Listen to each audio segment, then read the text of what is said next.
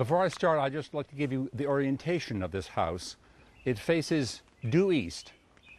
Blacksburg is a town where nothing faces due east or anything else, and this house faces due east. So when the wind comes in the front door, you know that there's a storm system coming across from somewhere over this direction.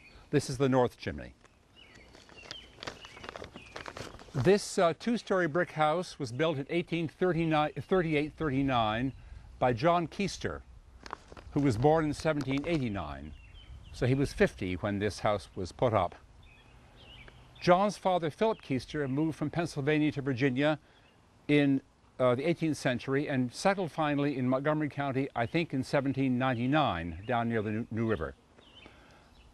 John Keister married Sarah Martin, Sally Martin, in 1814, and acquired the land on which the house is located sometime after that.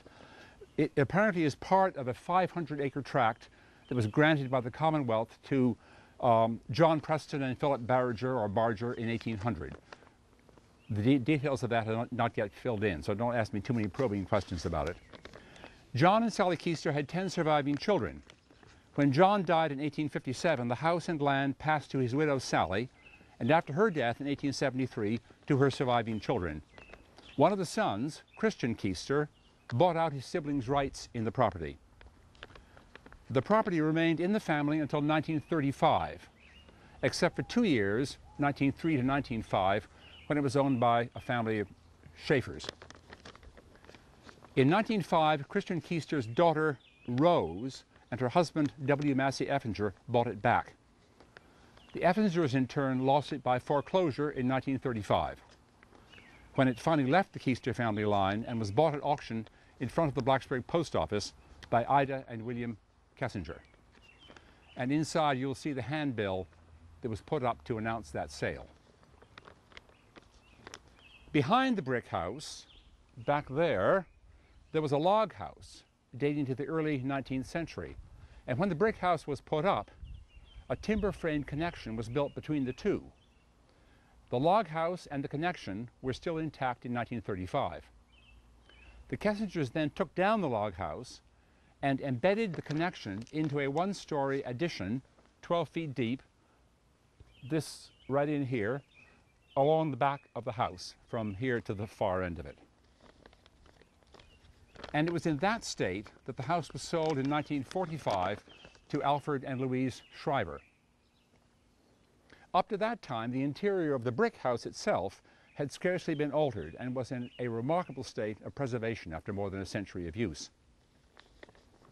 After the Shrivers, after 1945, the Shrivers upgraded the Kessinger addition and added onto it.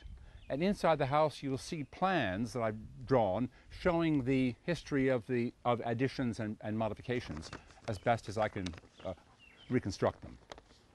The Shrivers made major changes to the brick house, but they kept the woodwork, including Federal sunburst mantels, the paneling, some of it with original painted grain, and there are even a few apparently original sash windows left, all of which attest to the refinement of the original design.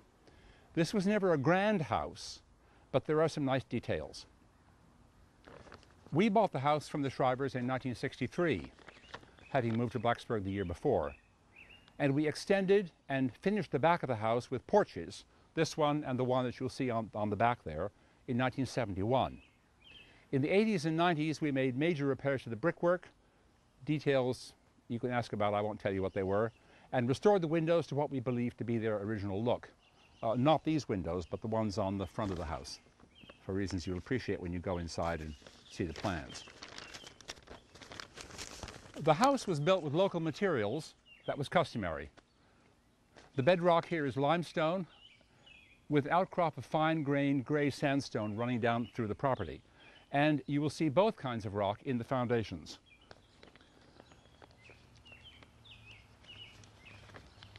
The bricks would have been made on the property. That was also customary, although we don't know exactly where they were made here.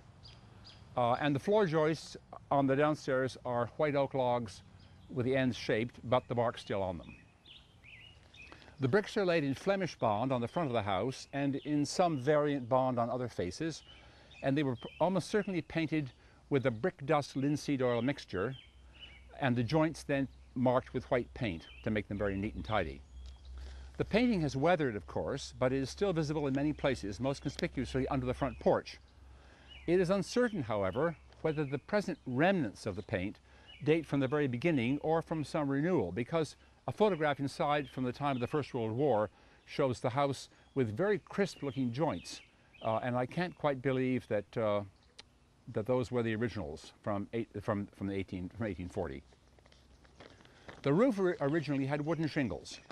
A decorative gable with a louvered window was added to the front, probably in the 19th century, and later a standing seam roof was put on. We bought it in that condition, and you will see a photograph of what the house looked like in 1963 inside. And when in 1965 we replaced the deteriorated standing seam roof and removed the gable, we found that it had just been stuck on top of the original roof, and underneath it were original wooden shingles. So we didn't put it up again. We thought, well, let's go back to what was probably the original configuration. And there's a photo inside showing what it looked like after the gable was taken off, or you can look at it yourself in the front. The house has what's called a hall parlor design, 2 rooms down, 2 rooms up, and no central hall, with a narrow staircase connecting the floors. On the upper floor, part of the north room, the one at this end, was apparently marked off with a board wall, which we think is original. The Shrivers reworked the stairs, carved a front hall out of the downstairs room, the north one right here, the dining room, by adding a wall. They also put in closets, excavated onto the present dining room for a furnace with hot air ducts, added wiring and plumbing. And water was pumped from a spring in the meadow, even by us, until 1968. The Shrivers bought about 14 acres of land in 1945.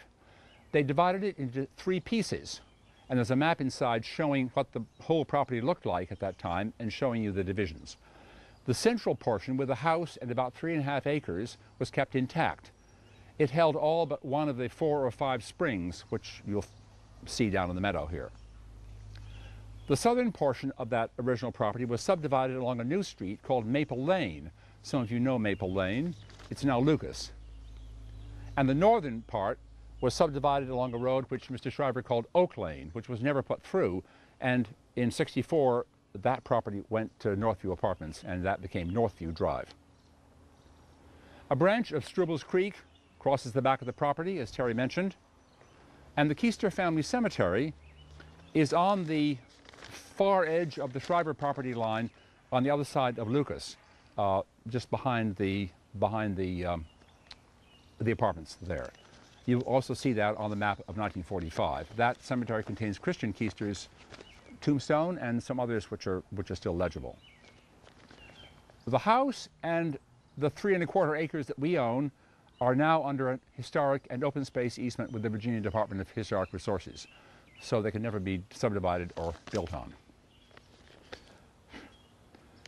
On the wall in the back of the kitchen, as you come through, you will find maps, documents, pictures, a few things that illustrate some of this history.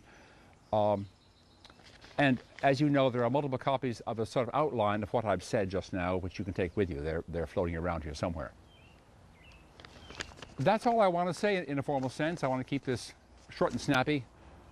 We're always here to answer questions, but I'll just give you a couple more comments. I'd just like to ask that if there are any descendants or friends of descendants of Keisters, Effingers, or Kessingers here, we're always interested in meeting you, especially if you know of any photos or have any family memories or anything like that.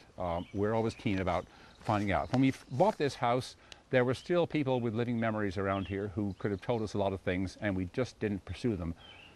Raising kids and so forth seems to take time, and taking care of a house that was needed a lot of work also. But we really would be very interested in meeting any of you.